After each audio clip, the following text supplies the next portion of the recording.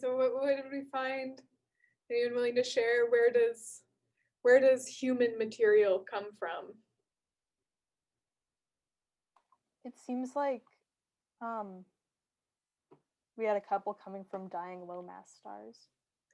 Yeah. So some from the low mass stars. So the stuff that, we're a lot carbon and oxygen. So the low mass stars can fuse carbon and oxygen, but without those low mass stars creating carbon and oxygen, we wouldn't have carbon and oxygen. So to get that, you need low mass stars. So when people say you can go out, you can tell everyone you are made of star stuff, and it is very, very, very true, because in order to get heavy elements, we need stars to fuse them. And like some of the like oxygen, so the stuff we breathe, you need exploding massive stars. So this yellow color here. So we need supernova to occur in order for oxygen to exist. So the oxygen that's in our universe, that's in our atmosphere, was created through a supernova explosion, which is just crazy.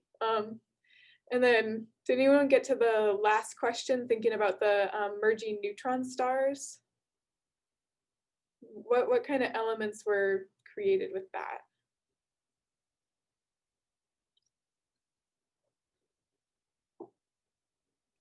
Iodine. Yeah, so iodine, gold and silver, and just like so Ag and Au were mostly purple too. There's a lot of things that you need. Those, so the corpses of the massive stars, those center that really dense material, when they slam together, you get some of the heavy elements. And what's crazy, the thing I was saying to one group is that the discovery that figured this out was partially done by LIGO. And so one of the LIGO detectors is out in Hanford, so just a few, not too far from Walla Walla. So they're measuring gravitational waves and still learning new things about where the elements on Earth originally come from. So I just think that's super cool. If you have any gold earrings or anything, or if you take iodine when you go out camping to purify your water, you're using something that was created by two stellar corpses slamming together.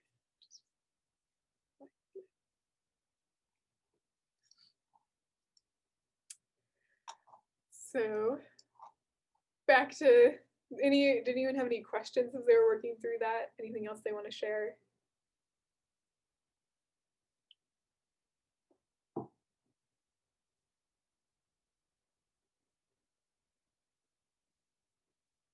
Okay, so let's think how we observe supernova. So this isn't a supernova in the Whirlpool galaxy. You can see kind of before and after it went off, you can actually see a pretty intense change in brightness because they are so bright. But they can be slightly difficult to observe because you have to be looking at the right place in the right time to observe this increase in brightness. And the sky is pretty big, space is pretty large, so you have to you have to be a little lucky to actually be looking in the right place. The nice thing is now we have a lot of large survey telescopes that map the entire sky pretty frequently. So that's one telescope that's being built soon-ish is the Large Synoptic Sky Telescope, which will measure all of the sky every night in the hemisphere it is in and provide detections of supernova by looking at differences in brightnesses. You can also try to look for these massive bursts of neutrinos and try to figure out where the neutrinos are coming from, and that'll be a sign that a supernova is about to occur. This is kind of hard to do because most of our neutrino detectors aren't the greatest at figuring out exactly where in the sky a supernova might be about to happen. They're just those giant pools of water, so they're not like a telescope. It's a little harder to localize where the neutrinos are coming from, but we can use that to try to predict when supernovas are going to occur. The increase in brightness will happen over a few days, so it's not just you blink and you miss it. You do kind of have a window of time, but if you want to observe the whole thing, you want to start early and actually be able to compare to what was there before. So that's why we need these kind of constant measurements of the sky to look for changes. We can also look for supernova remnants. So if you don't measure the supernova itself, you will still see the material that was exploded off of the supernova that will stay in the sky for quite a while. So these are another kind of nebula. They're not those nice circular ones like the white dwarfs created, the lower mass stars created. They can be very, very large, so 3,000 light years across, so much bigger than the planetary nebula.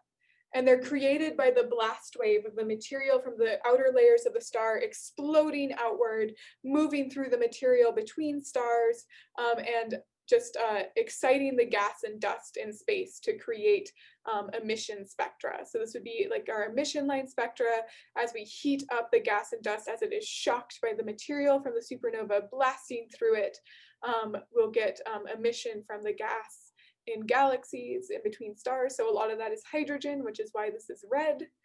So hydrogen gas emitting, and we can measure the rate of this expansion to try to figure out when a supernova went off.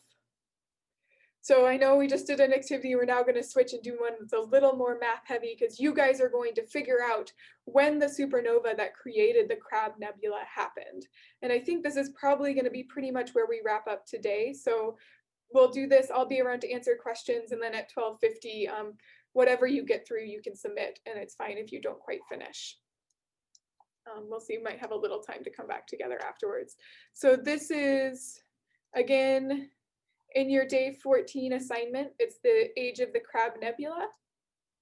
So this one, what we're going to do is we're going to try to measure how quickly the Crab Nebula is expanding. So this is kind of similar to what we did when we looked at the speed of the coronal mass ejection in the sun. So this is our Crab Nebula. It's the remnant of a supernova. So a supernova went off in the middle, and this is the shock wave that we're measuring expanding outward.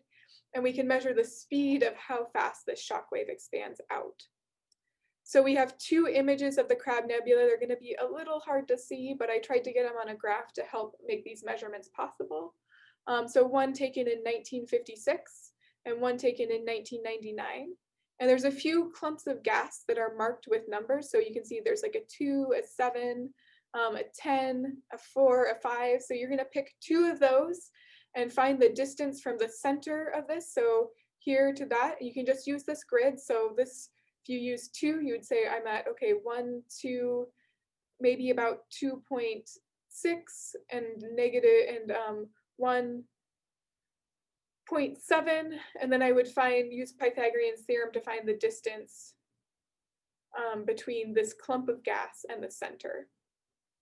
And then you'll repeat that for the same 2 knots in the second image and use that to get a velocity, or a distance the knot traveled and a velocity. Then finally, we can kind of calculate back to get an age of the Crab Nebula and compare it to some historical observations of bright sources that were probably supernova and see if one of them sort of kind of ish matches. This is all going to be kind of hand wavy because we're working with fuzzy images that are kind of hard to get precise measurements of position, but do your best, and I am not grading on accuracy, I'm grading on trying. But this is just a way for you to see how both we can measure the ages of supernova remnants and then also kind of do some astronomical archaeology to compare historical records, what people in the past were observing in the sky to what we see in the sky now. So I'm going to reopen the breakout rooms. As I do, does anyone have any questions? And like I said, this will be kind of what we work on till the end of class. We might have a few minutes to come back together at the end, depending on how things go. So room should be open.